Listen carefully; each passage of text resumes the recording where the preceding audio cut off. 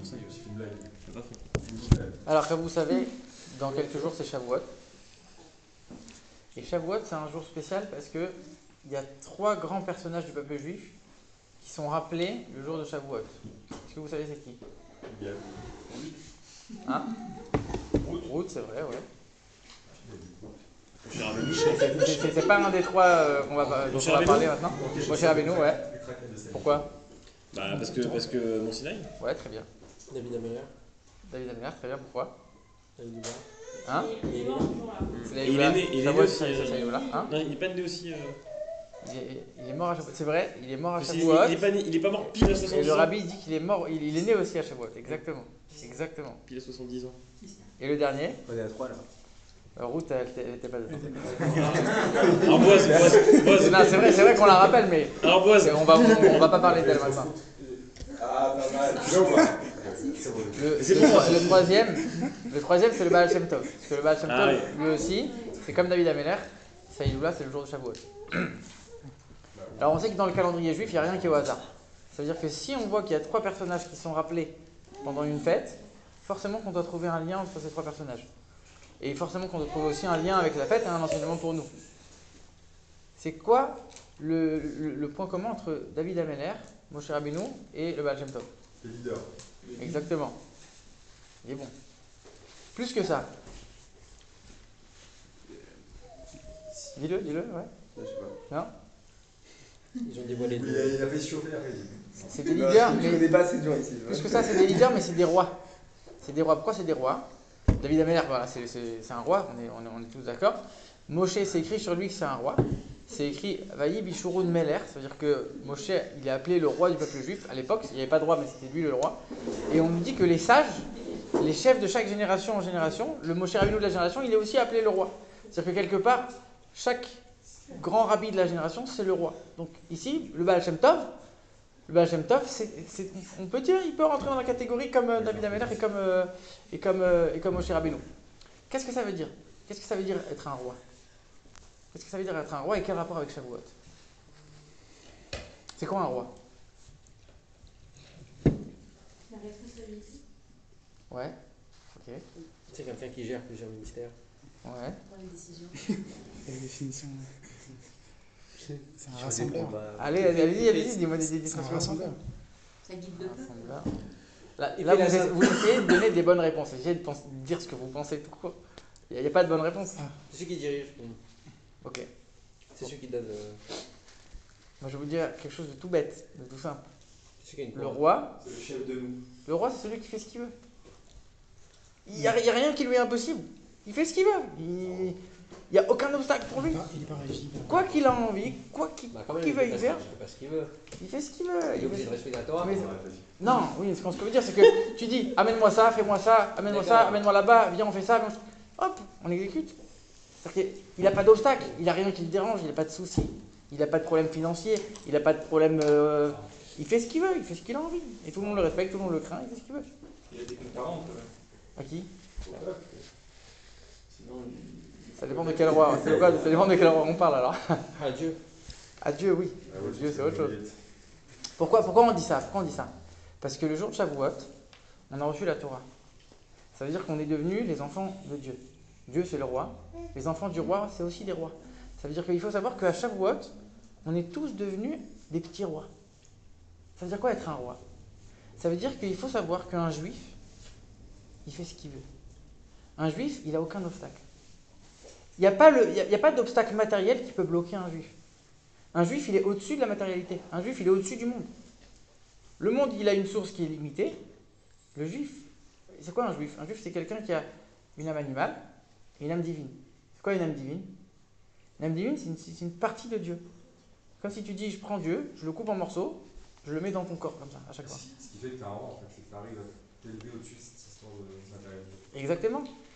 En fait, si t'es un mouton ou quelqu'un du peuple, tu fais comme tout le monde. Il est égoïste et machin.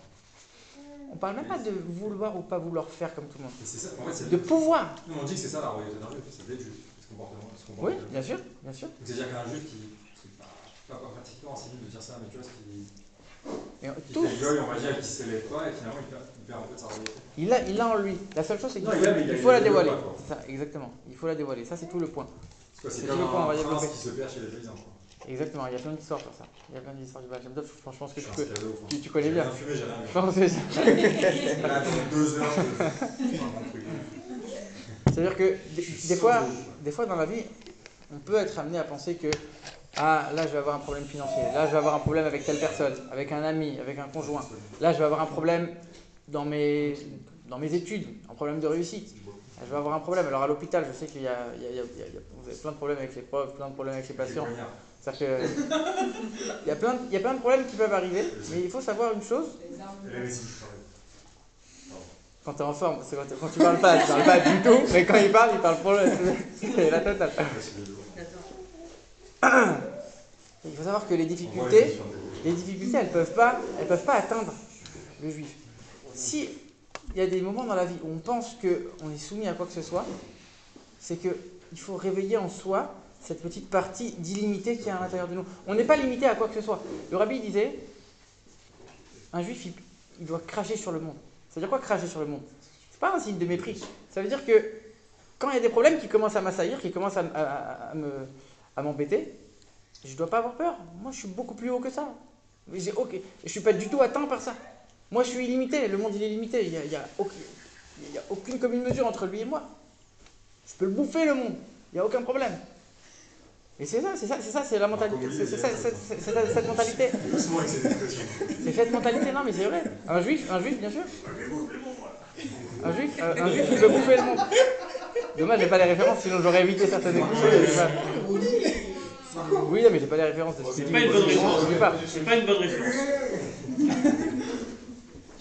Et pourquoi on a dit ça? On a dit parce qu'un juif, il a une âme divine. Il faut réaliser c'est quoi une âme divine. On a dit une âme divine, c'est une parcelle de Dieu qui est à l'intérieur de nous. Et on voit que pendant cette période de Shavuot, pendant tous les jours qui précèdent Shavuot, on compte le Homer. Pourquoi on compte le Homer? Le Homer, c'était une offrande qu'on apportait, une offrande qui était à base d'orge. L'orge, on n'a pas l'habitude de manger ou de cuisiner de l'orge. L'orge, c'est une nourriture d'animaux. C'est une nourriture d'animaux, l'orge. Ça veut dire que pourquoi on va apporter au temple une offrande qui est en réalité une nourriture animale? Parce que tout le but de cette période qui précède Shavuot, c'est que le juif doit travailler sur son âme animale à lui. Alors quand c'est Pessah, on est encore en Égypte, Dieu il nous sort complètement d'Égypte. C'est-à-dire que le juif il n'a pas encore la force de s'en sortir tout seul, il est trop embourbé dans le mal, il a besoin qu'on le sorte d'en haut. Et après, il y a le travail de raffinement, il y a le travail qu'on doit faire sur soi-même. L'âme animale, on doit la travailler. Mais a priori, on pourrait dire, mais c'est hyper dur, c'est impossible. Comment tu veux que je fasse? Comment tu veux que je fasse? Il y a tellement de tentations autour de nous, c'est tellement dur de se travailler, qu'est-ce que tu veux que je fasse? Mais quand on prend conscience que cette âme, elle est divine, c'est-à-dire quoi elle est divine? C'est-à-dire que c'est une parcelle de Dieu. On a une petite partie de Dieu à l'intérieur de nous, une partie qui est complètement au-dessus de tout. Donc forcément qu'on est au-dessus, forcément qu'on va réussir. Et si on arrive dans ça, en vérité, on peut réussir dans n'importe quel domaine de la vie.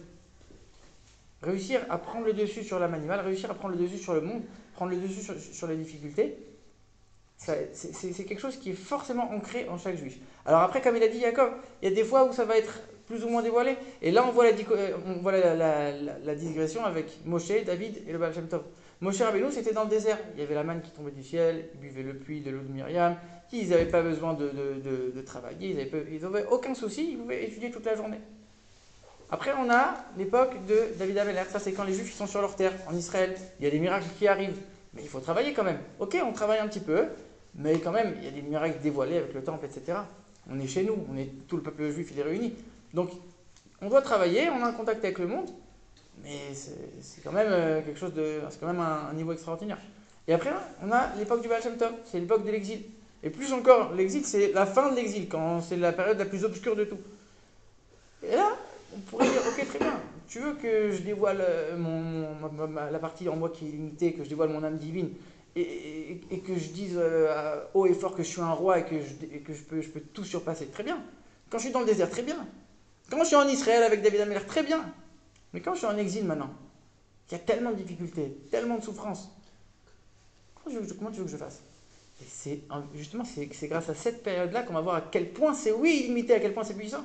Si tu me dis que c'est quelque chose qui peut marcher, qui peut fonctionner et se dévoiler que quand tout va bien, que quand il y a Dieu qui fait tout, bah, quelque part, c'est qu'il manque quelque chose.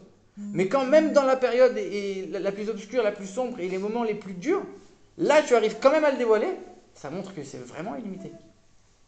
C'est vraiment très très fort. Ce sentiment-là de royauté, c'est censé t'enlever toute peur finalement. Non, exactement, mais bien sûr. Puis toutes tes angoisses matérielles, en fait, c'est du vent. Exactement. Justement, le Baal Shem Tov lui-même, il disait toujours, quand son père, il est niftar, lui, il avait 5 ans, et il a dit, avant de mourir, son père, il lui a dit 2 choses. Première chose, aime chaque juif de tout ton cœur, peu importe qui il est et d'où il vient. Et deuxième chose, n'aie peur de personne, seulement crains Dieu.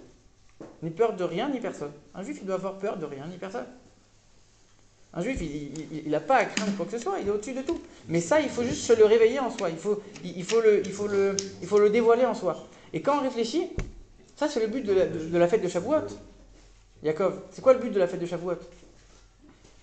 Pessah, t'as la matzah, Sukkot, t'as le lulav, Hanouka, t'as les bougies, Purim, t'as... C'est un peu l'apogée. Il y a quoi à Shavuot, tu m'expliques? C'est l'apogée de la royauté. Il y a quoi à Shavuot? Hein? Il y a le gâteau au fromage, voilà, exactement. Il y a le gâteau au fromage. Il y a les glaces pour les enfants, alors. C'est terrible ça. Mais non, mais elle a raison. Mais elle a raison. Il y a quoi? Regarde les affiches. Jacob, regarde les affiches les affiches décoratives de Shavuot. Il y a quoi? C'est que les gâteaux. Ah, il y a des gâteaux au fromage. C'est de la folie. Fais ça, tu mets des matzot, ticherie, tu mets le chauffard, le talit, le machin. Shavuot, il y a des glaces, il y a des gâteaux. Ouais, à la limite le Sefer Torah. Voilà, exactement, j'attendais la réponse. Ah oui. Pourquoi? Shavuot, c'est une fête qui n'a même pas de date. C'est notre couronnement. Il n'y a même pas de date à Shavuot. Il sort des mots. Non, mais est-ce que c'est-à-dire que aujourd'hui, nous, on a des calendriers qui sont définis. Ça veut dire que chaque année, le Shavuot, c'est le 6 Sivan. Mais avant, il n'y avait pas le calendrier comme aujourd'hui. Avant, Shavuot, ça pouvait être le 5, le 6 ou le 7. Pourquoi? Parce que Shavuot, c'est le 50e jour après Pessah. Donc avant le mois de Nissan et le mois d'Iyar, il pouvait y avoir 29 ou 30 jours. En fonction de ça, Shavuot était décalé. Donc ça veut dire que c'est une fête qui n'a même pas de date. Elle n'a même pas de date, elle n'a même pas de symbole. C'est quoi alors cette fête? Qu'est-ce qu'elle vient nous apporter? C'est la continuité de Pessah en fait. C'est l'aboutissement de Pessah, exactement. C'est la finalité de Pessah. Mais pour toute l'année, qu'est-ce que ça va nous apporter? On arrête là. Non, c'est vrai, c'est pas ce que je voulais dire, mais c'est exactement, c'est vrai. En fait, Shavuot, elle vient réveiller cette partie illimitée que tu as à l'intérieur de toi. Elle vient te montrer qu'en vérité, Shavuot, c'est tous les jours. La Torah, on la reçoit tous les jours. La fête du don de la Torah. Mais tous les jours, dans les brachot du matin, on dit Noten la Torah, qui donne la Torah au présent. C'est-à-dire que Dieu, il me donne la Torah, chaque jour, il me donne la Torah. Ah ouais, mais on va le réciter comme ça, on va pas en prendre conscience. Shavuot, ça vient pour venir te faire prendre conscience. Secoue-toi, réveille-toi. Cette partie qui est en toi, elle est infinie, elle est illimitée. Dévoile-la.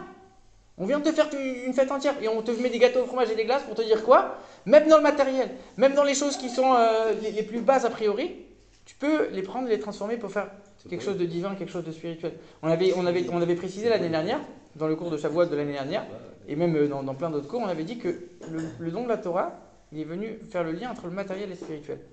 Avant, les patriarches, quand ils faisaient des mitzvot, ils pouvaient faire une mitzvah avec quelque chose, après ils jetaient à la poubelle. Aujourd'hui, les tefilines, on ne peut pas les jeter à la poubelle.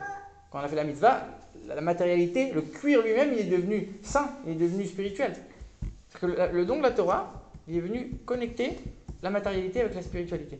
Pourquoi Que la chaise même- sur laquelle tu t'assois pour étudier, la chaise elle est- Bien sûr, exactement. On va pas dire qu'elle est sainte et tu ne peux plus la toucher, tu ne peux plus la jeter, mais ça veut dire que la chaise avant la mitzvah et après la mitzvah, c'est plus la même. Bien sûr, exactement. Sur le bon coin. Chaise sur laquelle elle était. Tout le chasse. Mais pourquoi le rabbi... Alors, Jacob, le rabbi il distribuait des dollars. Pourquoi? Est-ce que vous savez pourquoi le rabbi il distribuait des dollars? Ouais, c'est d'accord. Exactement. Mais les gens, ils les gardaient, ils faisaient de la prière. Exactement. C'est pas qu'on les garde. Hein? Alors, non, les gens ils donnaient un autre dollar à la tzedaka, mais celui que le rabbi il a donné, il le gardait. C'est quoi? C'est un bout de papier. C'est un bout de papier. Tu sais combien ils les vendent les dollars du rabbi aujourd'hui? 5 dollars. Un dollar du rabbi, ça peut coûter 26 000 euros, 30 000 euros. Mais non, je déconne. Même ma grand-mère, là. Oui, parce qu'elle a reçu. Ouais, mais elle est fauchée. Elle a pas acheté. Tu veux dire non? Ouais, mais c'est ça. Aussi, j'ai remarqué C'est-à-dire- Parce que ça rêve. Trop de balles. Attends, qu'est-ce que c'est que vous avez en vrai, Ce que je veux dire, c'est que C'est ce que je veux dire, c'est que la matérialité, s'il vous plaît, s'il vous plaît, on a bientôt fini. La matérialité, elle est imprégnée par la spiritualité maintenant.